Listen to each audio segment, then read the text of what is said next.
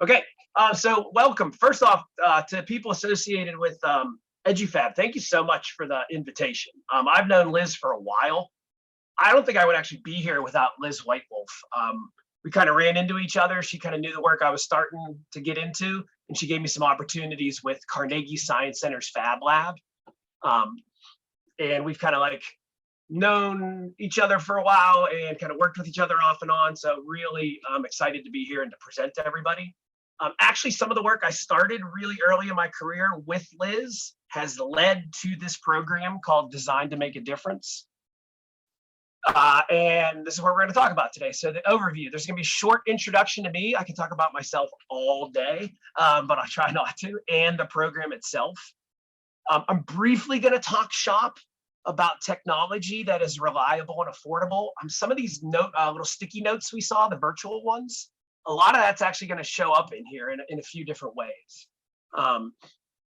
So I have people come up to me all the time and say, like, I have $3,000, which printer should I get? And it's just like, oh my gosh, you shouldn't spend that much on a printer. But I also want to get into how you can actually participate if you would like to with your school, regardless of where you are in the world. We'd love to go global, or maybe recreate something like this, either in your own classroom, or if you run a fab lab, how to kind of bring this kind of work into your spaces.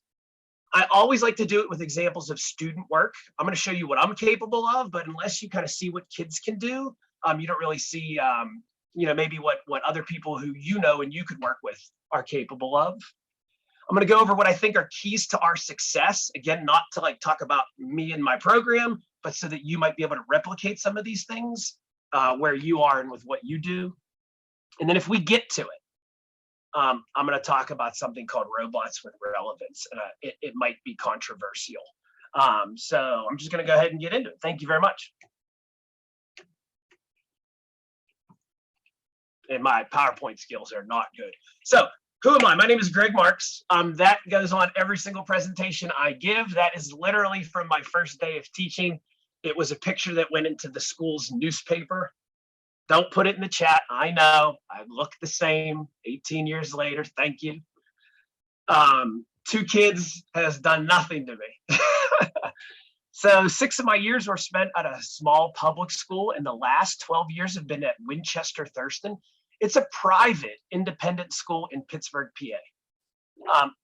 The last 9 years, I've been the science department chair. The last 8, I've been the STEM and research coordinator. And then I've taught some really traditional classes like AP chemistry, regular chemistry, biology. And then I've taught a bunch of project-based classes listed here. And the one I currently teach that looks most like this program is called Altruistic Engineering and Design. And there's some of my contact information, I'm sure. It's listed somewhere and people can get a hold of me. So with that said, again, yes, nobody talks about Maker Ed and tries to like communicate with others who are in the know without talking about what they do. Everybody wants to talk about their own projects. So this kind of paints the picture of me as an educator and kind of where I got started. So at the top of that Venn diagram, those are the programs I use most often. 3D printing is my thing. I kind of was either self-taught or learned from others at a place called Tech Shop. It was kind of went out of business a couple years ago, but it was one of the first fab labs that really tried to like be a business and have like a business plan. So imagine like a gym membership where you got to use their equipment whenever you wanted. Their business plan wasn't that great. If there's any Tech Shop alums, I loved the place. It was fabulous. It got me going. Also, the Fab Lab at Carnegie Science Center, another place that was similar in goals, different in business model. But I've been asked to speak at a couple of different places in terms of like conferences and symposiums. And then some of my favorite equipment is from the groups in the bottom right-hand corner. So those are different types of 3D printers or laser cutters. I like simple things that you can use right away, right?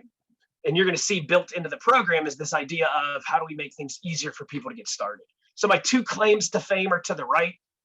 I helped design a patent pending knee implant that helps people who have an infection after they get a knee replacement. And then this is the first thing I ever designed on my own. It's a toy train for my son. And real quick, 2 videos. There's the toy train. Awesome, because he broke it every other day and I just printed up a replacement part. He's like almost 8 now, so that train is long gone. And then this is how that knee implant works. It was really cool. Without 3D printing, we wouldn't have been able to get drugs to flow through it, and that's kind of the patent pending technology. So yeah, I kind of practice what I preach. Last but not least, I have to do it. I don't want to take too much time, but we just got a laser cutter. I know some of you are like, wait a minute, you haven't used one before? No, we started off with 3D printing because I thought it was cool. And I thought the kids thought it was cool. And we got really good at that first. So now we bought a laser cutter and I needed to know how to use it. So I made my kids Halloween costumes. And I had to make a video for a Halloween costume competition. So my kids are huge fans of Mario Kart. And we made it look like they got in the game of Mario Kart. That's him now. You saw him earlier, right? The before and after. And yes, all of those pieces in color were made on the laser cutter. I had the best time ever figuring it out. And we rode these little carts around during Halloween. So it was absolutely the best Halloween we've ever had. Oh, sorry. Okay, so design to make a difference, which you're all really here for, not me. What are the goals of the program? The goals of the program are to either help start or improve Maker Ed programs. Right now we're in Western Pennsylvania, but again, we're always looking to expand. And with the power of Amazon, we can send things anywhere. And the internet, just like we are doing today, I can communicate with anyone. We also provide training and a community for teachers so that they know what they're doing. And when they have a question, they can get it answered. We do our best to increase access to equipment and support, right? There's nothing worse than a 3D printer that's clogged because you can't use it. And that's like really easy for a teacher to say, never mind, I'm done now. And then we create a showcase for student work. This is one of the most important things we do. Not a lot of people understand this work and how you can highlight it, right? It's not like a traditional, I did a science project and I go to the science fair and I present my data. So we tried to come up with a showcase so that we have all these like-minded individuals come together and we're celebrating that type of work. I guess our major goal is the last 2 statements, right? Remove roadblocks that make it easy to not get involved. We don't want anybody going, no, that's too hard. Oh, so I have to do that? No, thank you. I think what sets us apart, though, is our focus on altruism. We don't want to make fun toys. Again, somewhat controversial in the maker establishment, right? Everybody wants to make a fidget spinner. Everybody wants to print Yoda. I get it. Those things are valuable. They're fun. They might be engaging. But for our program, we want to use our Maker Ed powers for good. And hopefully you see that as I go through this presentation. So the logistics. Yes, there's a lot. We actually just had a professional development yesterday. So we reach out to schools and we do what people in the sales industry would call cold calling. We do it through email. And we did that early on because nobody knew of us. So I literally went through websites of schools and contacted teachers. And those that contacted me back were like our first group of teachers who worked with us for Design to Make a Difference year 1. We're in year 5 now. But now we kind of have a little bit of a social media following. We have a network from the over 40 school districts we've worked with, over 60 teachers. And we have an online registration. So we've tried to automate some of this so people can kind of jump on as they're ready. And then we provide professional development. It's usually 2 to 3 days, depending on the size of the groups and the level of interest from year to year. Everybody gets a 3D printer. Everybody learns how to use the slicer that comes with it. We teach people how to CAD model. And then new to 2022, we have launched a computer science and a robotics portion of our program. And that was yesterday's professional development. So what you can see with all the boxes, that was the night before. We went to the Carnegie Science Center's Fab Lab. That's where we always do this kind of like unveiling. And then the next day, teachers come in and within 20 minutes, they know how to load filament into the printer, level the bed, and they get a test print on, and they are successful. It is fantastic. So something so foreign to someone who's never seen it before, by the end of the day becomes intuitive, which is great. We then offer some tech support and some project consulting. One of the big things I think we saw on the Post-its, and I bet you some educators who are new to this say, I was like, okay, now that I got it, what do I do with it, right? One of the things on the Post-its was keychain syndrome. Oh my gosh, I hate keychains. I know some of you might leave the Zoom or the breakout room now. Okay, I hate keychains. So we really want people to get excited about using these tools for relevant things in their classroom that's going to communicate something in terms of education. I'm not saying a keychain's bad. I'm kind of done with them. I think I have keychain syndrome. We then have a showcase, and that showcase is in person. At least for the first 2 years it was. We pivoted during COVID like everybody else, and we're virtual, but we hope to go back to an in-person showcase. So you can see some pictures here. The top picture to the left is of our professional development. I'm in the back on my phone, great picture for me, right? And then the picture in the middle where I'm on the computer, I zoomed into a class and I actually worked with the kids and they gave me ideas for their projects. Underneath the boxes of 3D printers, that's like the first 20 minutes where we're walking around showing everybody how to use them. And then the bottom picture is just a small portion that would fit in the kind of the frame of the camera of our first showcase. So we really want kids presenting their work. Again, some of those other Post-its mentioned like soft skills, 21st century skills, communication, presentation is big for us. This is where I'm going to talk shop. We get a grant. It's not that much. And we spend about $500 per school or teacher.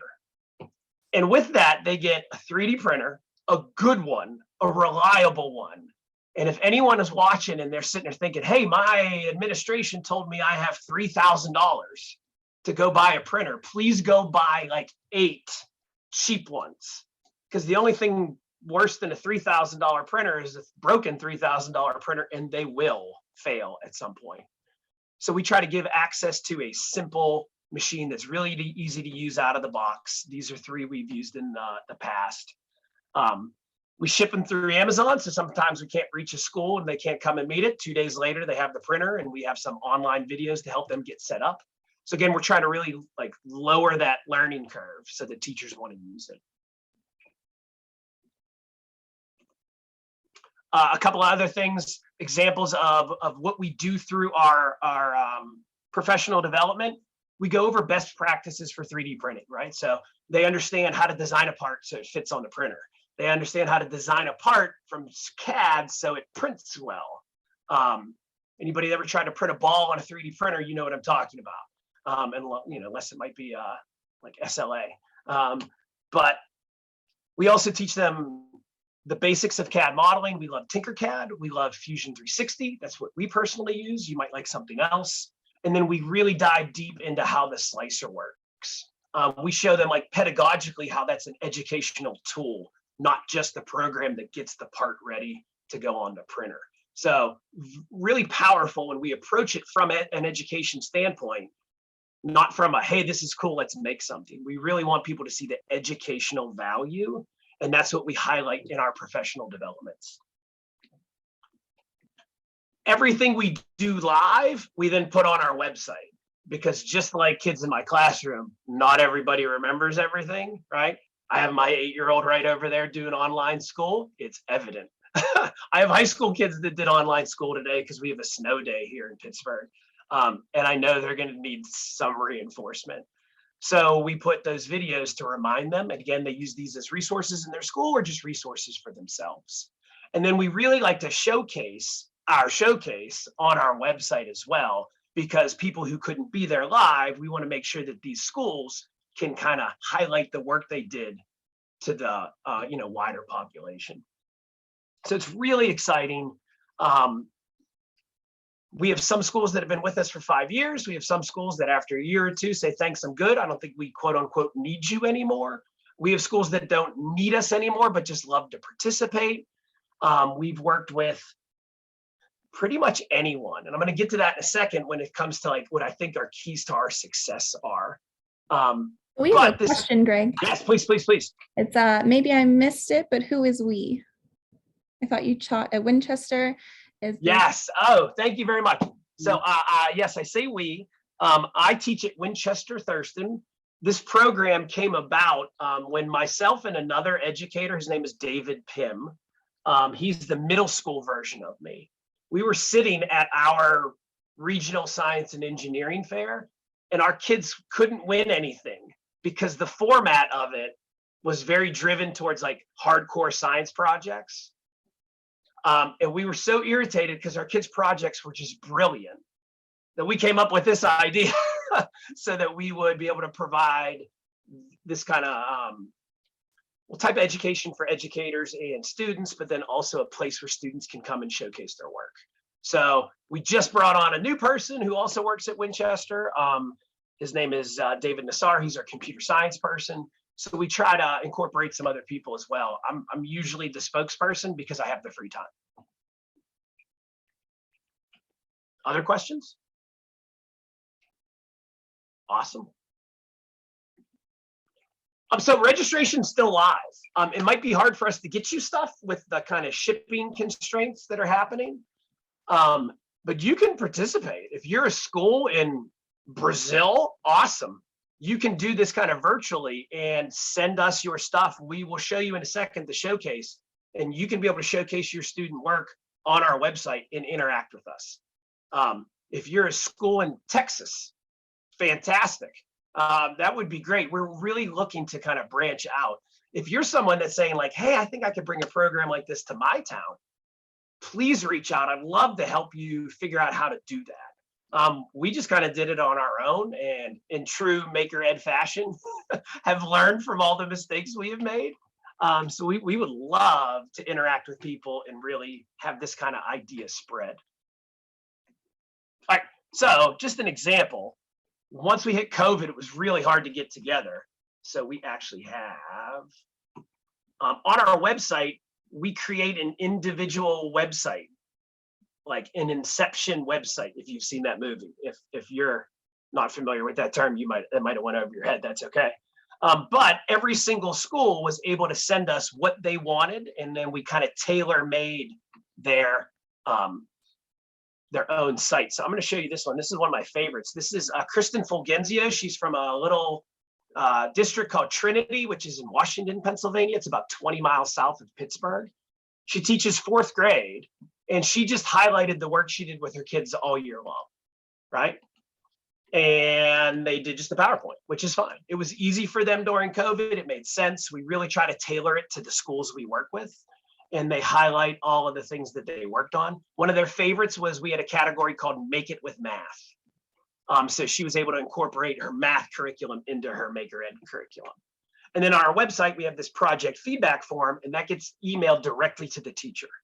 So that's anybody who wants to have access to it can say, hey, I really like this about your project. Hey, did you think about this? We can't interact with the students. There's some like legality issues there.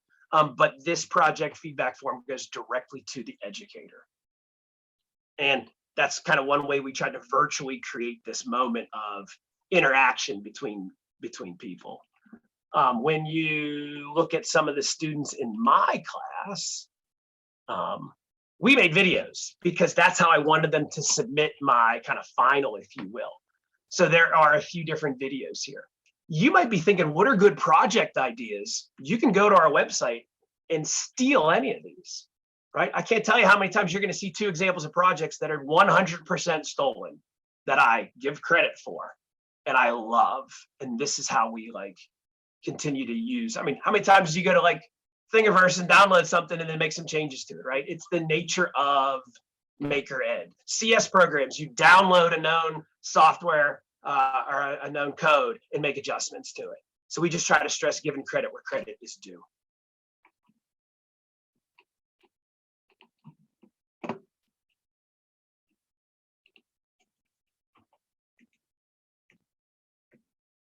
Okay, at our professional development, and this might be one of those projects that you want to steal, we try to get teachers to put themselves in the positions of their students and how we want their students to do this work.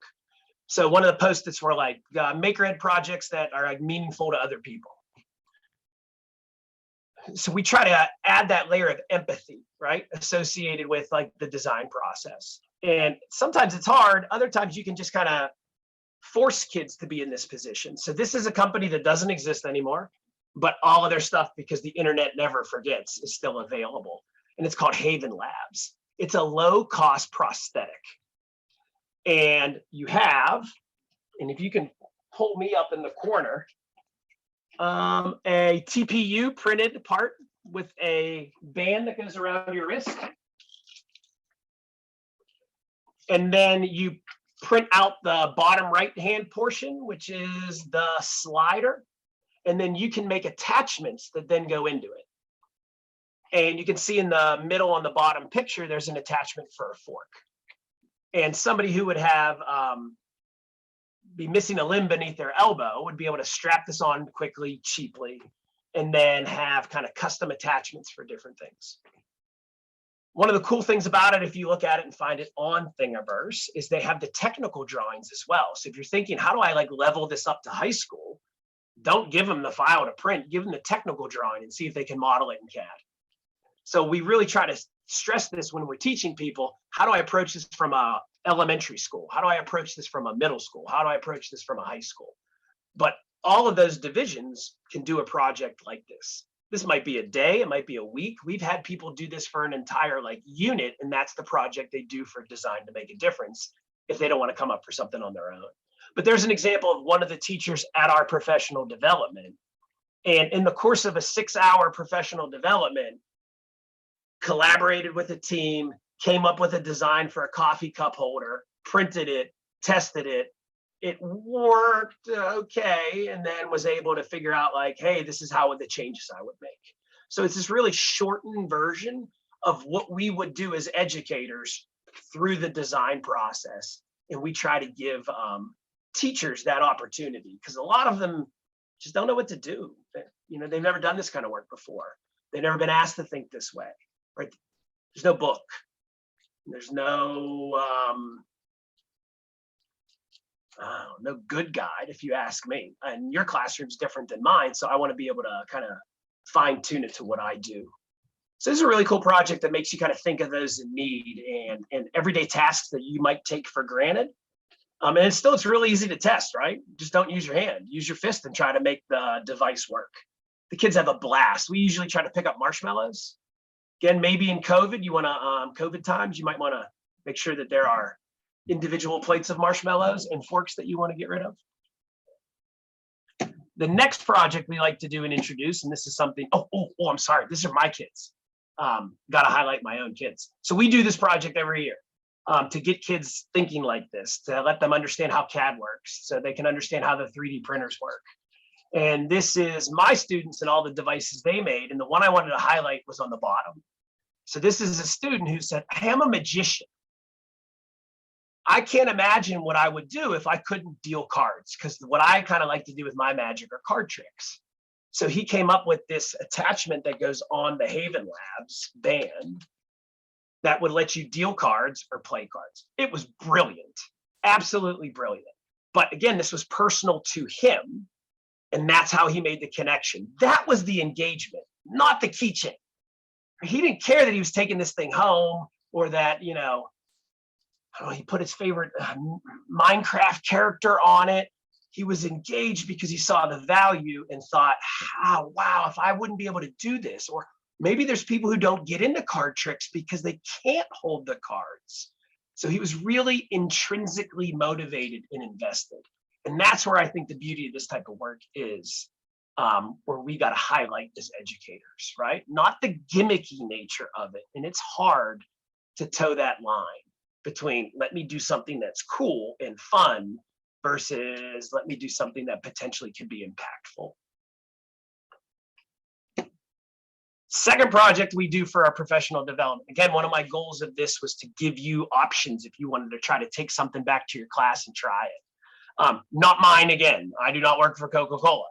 I had this video emailed to me. It was really cryptic. Somebody emailed it to me and said, I think you'll know what to do next. And I'm going to go ahead and play it for you. It was a, yeah, we're muted. Okay, good. So it was kind of like a marketing ploy. And it was specific to Vietnam when it came out. Not a lot of recycling was happening there. And if you're Coca-Cola, you don't want people to reduce buying your product. So the last R in kind of sustainability, reduce, recycle, reuse.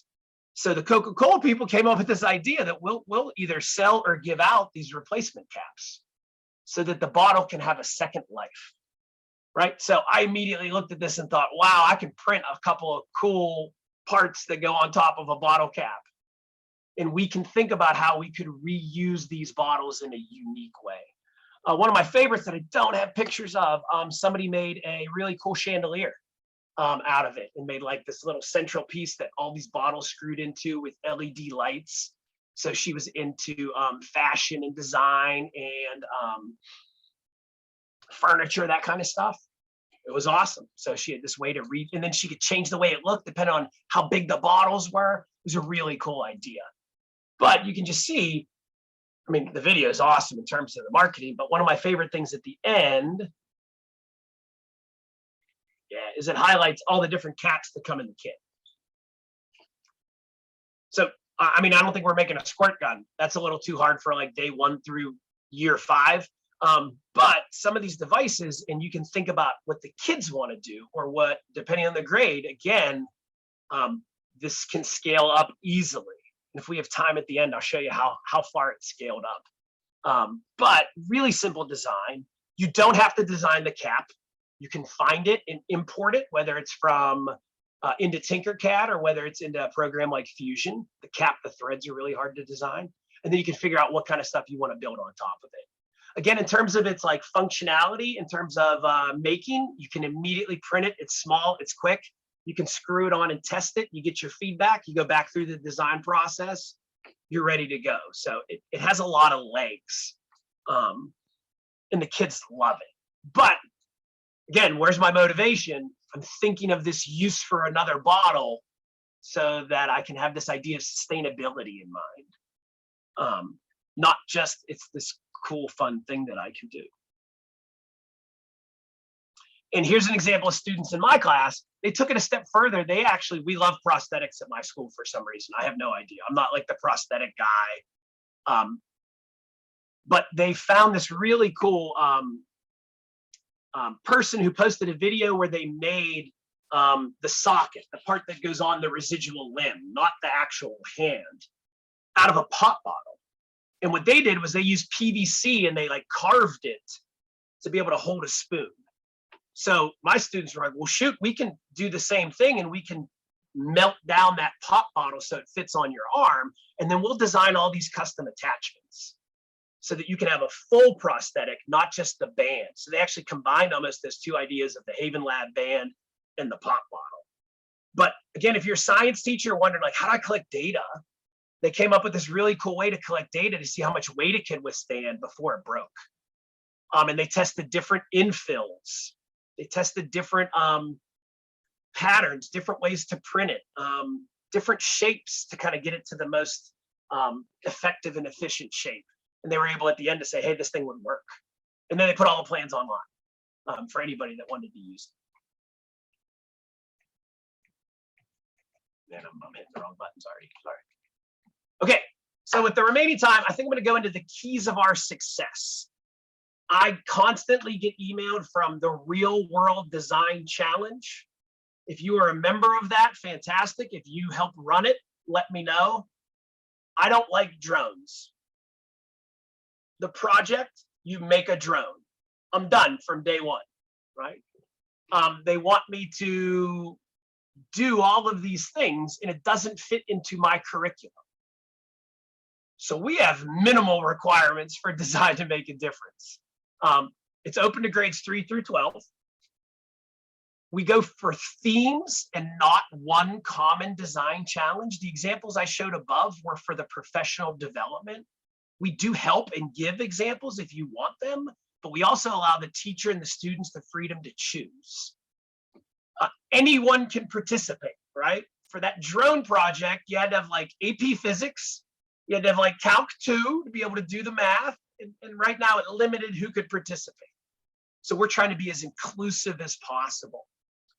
We offer a flexible presentation style, subjective judging, which some people might not like, but I'll try to get into that as well. And then we give them many chances to earn success. So again, if you're sitting there thinking, how do I assess? How do I know who's doing what? How do I introduce a project like this in my own fab lab? These might be some things you might want to incorporate. So it's open to grades 3 through 12. I've never been more amazed at a second grader in my entire life than this young man up in the top right-hand corner wearing the green shirt. He created a hanger for people who were in wheelchairs, and it moves up and down so that you could pull it down and put your coat on and then let it go back up to the tall rod in your closet. It was brilliant.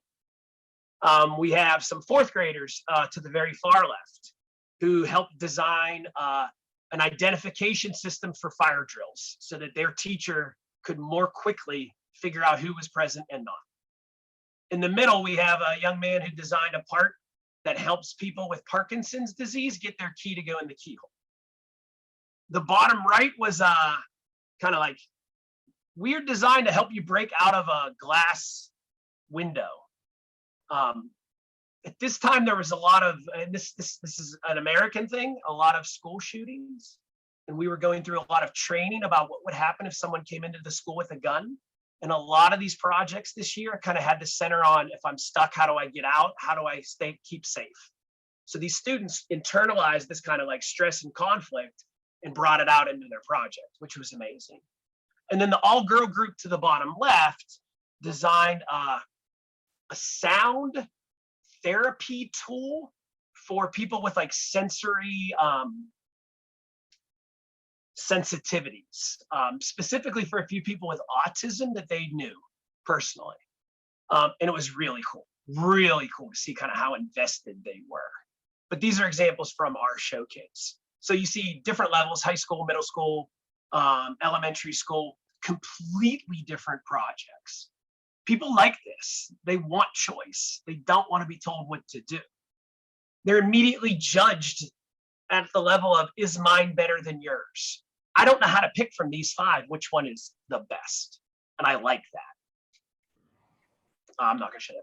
So this year's themes, we are not trying to offend the art community by any means. It was the first thing we thought of. But I hate acronyms. Really do. So people are always like, STEM. Well, you do STEM, but not STEAM, right? Are you, anytime somebody throws an acronym at me, it drives me nuts. So we wanted to know how schools would put the A back in STEAM, and we gave a couple examples. So the handheld band is an assistive device. You'll see later on maybe something with automation. We love math projects, arithmetic. So we wanted to give people the kind of like have some fun with it, but we also provided some options as well. Architecture, anatomy. And these are some big areas in CAD, 3D printing, Maker Ed that have real world applications. So that's our goal as well. A big key to our success is anyone can participate, right? So we've literally worked with all of these people on the left. They have been a sponsor of a team or of a school. Excuse me, classroom teacher, yes. Administrator who has like some free time and wants to like do some curriculum work, yes. Librarians who now all of a sudden are makerspace people, even though they weren't asked to, they were told to, yes. We have a homeschooler this year, which is fantastic. She reached out to us and said, hey, can I participate? Yes. Makerspace instructors, 100% yes. If you have a makerspace and you have a group of kids that come all the time, or you want to say like, hey, I heard about this cool program, let's get our makerspace involved and have people come work on it. Yes. Literally anyone else I can think of associated with education. And where people have used this in their individual class for like a unit, yes. For a whole grade level, all the teachers in all of 3rd grade did it. It was awesome. Yes. After school programs with a bunch of kids that hang out.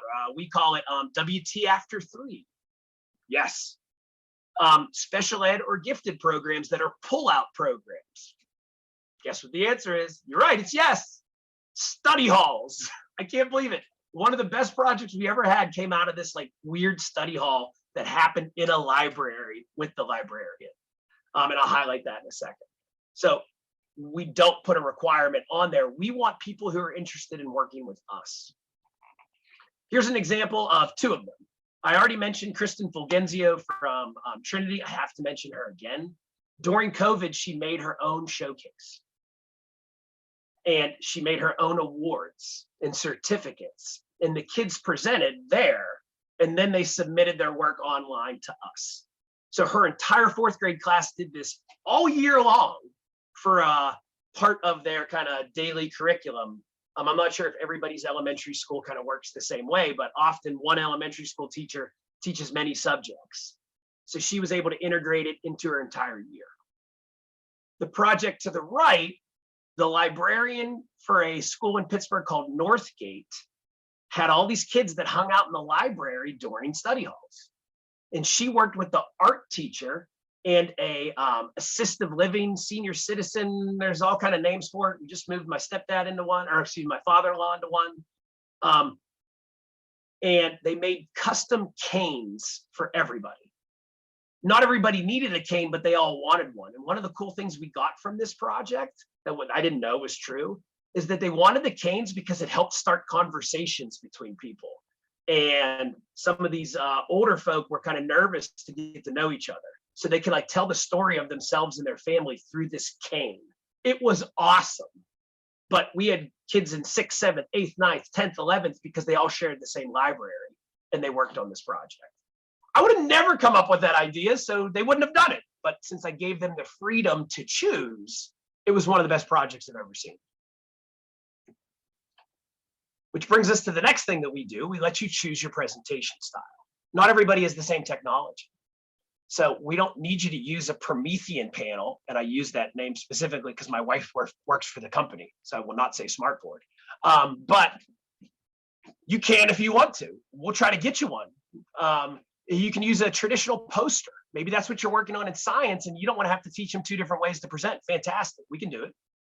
Maybe you want to do a product demonstration, or maybe your school's focusing on kind of like entrepreneurship and you want to do a sales pitch. Go for it. When we were online, even then, some people said, hey, I don't know if this thing's going to work live, but we got it on video. Show it. That's fantastic. Or a combination. And you can kind of see in these pictures, that's what we have. So in the bottom right, we have an individual that's presenting with an iPad. It was awesome. In the top, we have a younger group in middle school that just wanted to do a poster presentation, but they also showed how this kind of design of a doorknob, a new innovative doorknob, worked. So it was part product kind of demo, part presentation. In the bottom left, we have this group who worked on a video and they showed it on just a normal computer screen. So we really try to open that up so that the students feel comfortable presenting and the teacher feels comfortable helping the students present, and it better aligns with what they're doing in their own school's curriculum. And then we have judges go around with no rubric. Again, some controversial things. I hate all rubrics. There's nothing about a rubric that isn't the same as a quiz or a test because I wrote the rubric, right? And I get to decide, did you meet the rubric or not? So we love subjective judging. We talk to the judges. They all have something they're looking for. We provide them with categories. So you have 2 judges that are working on the students' pitches as they go around, and that's it. They're focused on the pitch. And they talk to each other. And they talk about what they liked and what they didn't like, and they select winners. We have these categories that we use every year. And one of the goals is that students have a chance to be successful. So their project might not have worked, but they did a ton of really good research and they're highlighting the research that went into the project. They can be awarded for it. They still didn't get it to work, but it was really bad on day 1. And as they progressed through the iterative process, it got better and better and better. Maybe they win an award for growth. But we have our judges walk around looking for these moments so they can focus on it. And at the end, they have a conversation and they vote and agree who should win what awards. Here's an example of those judges. Just a quick heads up, the bald guy in the top right is my dad, who at one point in time was in charge of like every nuclear reactor in the Northern Hemisphere. And he is asking a 5th grader and just drilling him with questions. It was great, right? Yeah, I had to tell him to calm down a little bit. But an example of the awards we give, of course, we're going to 3D print them. We make these medals that all have to do with the category they won. So the shark fins in the middle are Shark Tank. The ones with the leaf for sustainability. The ones for the microphone were best pitch. The ones with the arrows pointing to a heart were the biggest impact. So these things that kids like are then super proud, and it's rare, we haven't had it yet, that someone leaves without winning something. So it's not everybody gets a trophy, it's everybody earned a trophy. I'm gonna take questions before I get to this, because that's the controversial stuff that we might not have time for. So please fire away with the last couple of 3 minutes with questions if you have any. Or say, no, we want to hear about robots with relevance and your controversial viewpoints.